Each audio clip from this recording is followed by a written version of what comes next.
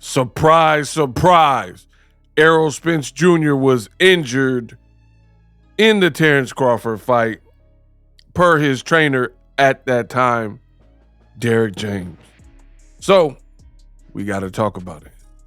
What up, Fight World? It's your boy Ego, and I am back with some more boxing. Now, Derrick James did a brand new interview with Brian Custer, the Last Stand podcast. You need to check it out because he went over some things, and like I said, surprise, surprise. It's funny what you do pick up and what you find out.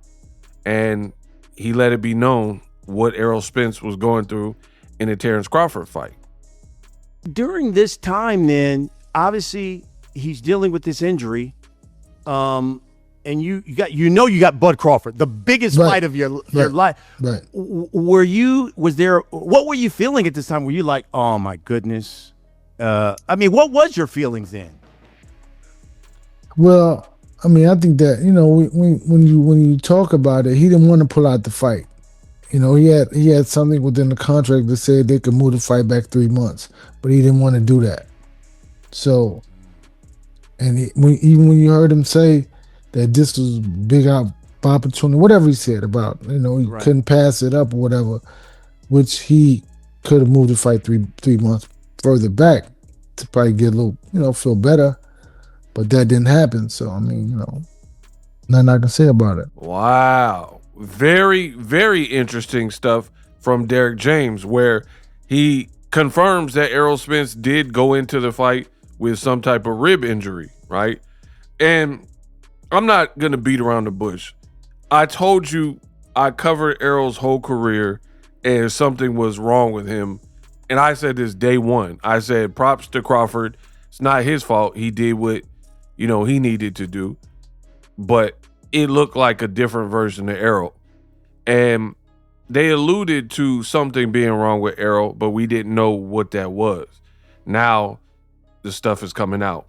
He didn't spar, which we'll get to in a second. And I guess he had some kind of rib injury. Now Derrick James is admitting that he could have pulled out of the fight or postponed it 3 months per the contract. But knowing Errol Spence, he's a prideful person.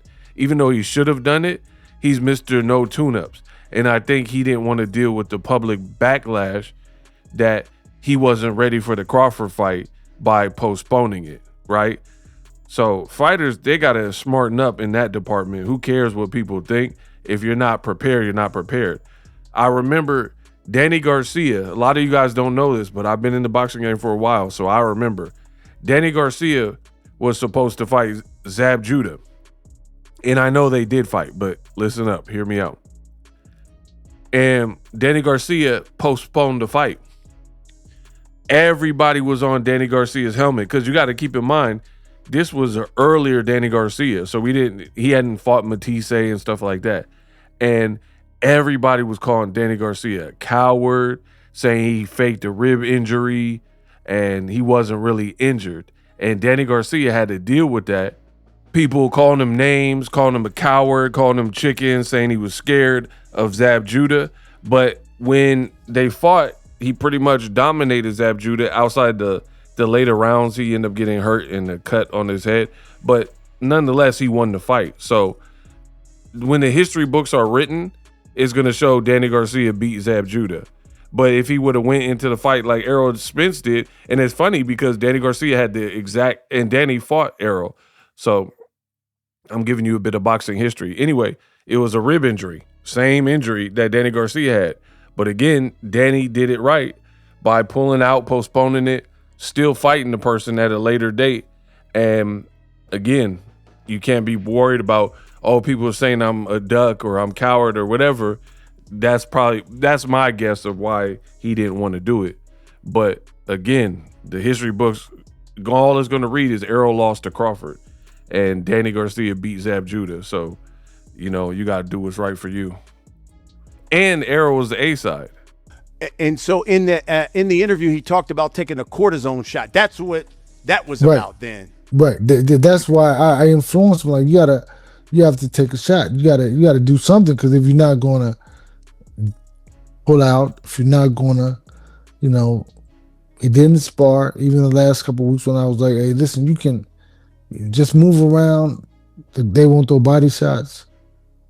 And I mean, so, you know, that's what the cortisone shot was about. So listen, you got to get a shot or something to kind of deaden the pain or whatever.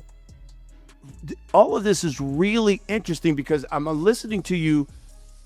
I didn't know that his father always play it that big of a part? No, not really. You know, but this particular time he did, because I mean it's like they knew something that I didn't know, right? Because initially I didn't know he was injured, but then when I found out, you know, I told him you should call your people, call your management, let your people know. Wow.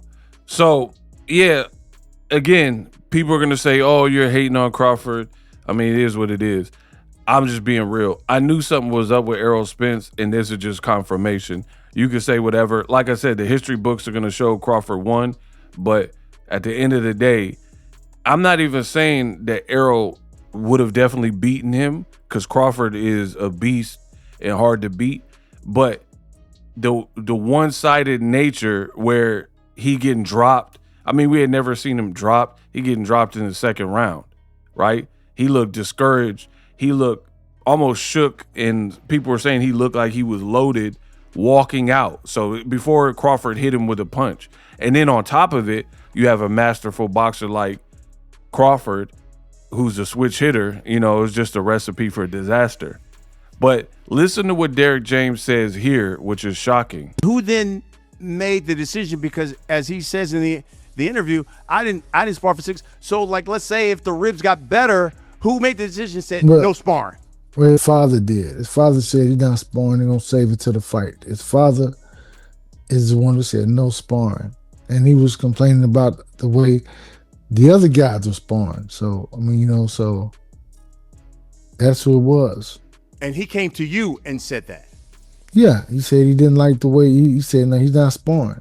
He's not going to spar. And even the funny thing about it was you know, you try to project when or what. So the week of, like, we were in Vegas, and I said, well, we can spar a little bit, but spar with one of your buddies who won't shoot body shots if you have injury. And he's like, no, I'm not doing that. No, I'm not sparring. No. So he wouldn't even do it then. So it's like, you know, hey, it is what it is. Wow. And this is what I'm saying. It takes nothing away from what Terence Crawford did. So it's all about something that's in-house. Had nothing to do with Crawford, you know. He fought the fight he was supposed to fight. And that's interesting listening to you say that obviously then you say his father said, hey, no sparring here. Because in the interview, I remember Andre Ward was saying, that's wild. You mean to tell me you had no sparring partners? Right. And whose job was that? And he said, Derrick James is the coach, right? Is it so? In the past, and was it your job to make sure that you secure sparring partners for him for all of his fights? No. I never, any other fighters that I train will tell you, I never get their sparring. Because what do you understand? PBC has a roster of fighters. So they have a Rolodex thicker than mine, which I don't even have one. So they will pick particular sparring partners, and I'll okay them.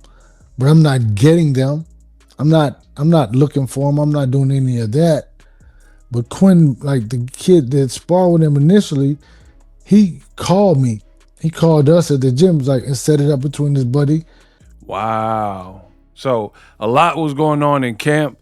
You know, I don't see why Errol didn't push the fight back. I get pride, and you don't want people to say you're scared or whatever, but there's no way you're going to beat Terence Crawford and you're not showing up the best version of yourself, showing up with rib injuries. You just had a detached retina. Previous to that, you had a car crash. And then now we find out you weren't sparring. I mean, you can't win. What did Rocky's wife say? You can't win. There's no way he could have beat Crawford in this condition. Hype my video up. Let me know what you think. Crazy stuff coming out. I'll keep you guys updated. Let me know what you think of Errol Spence. no sparring before the Crawford fight.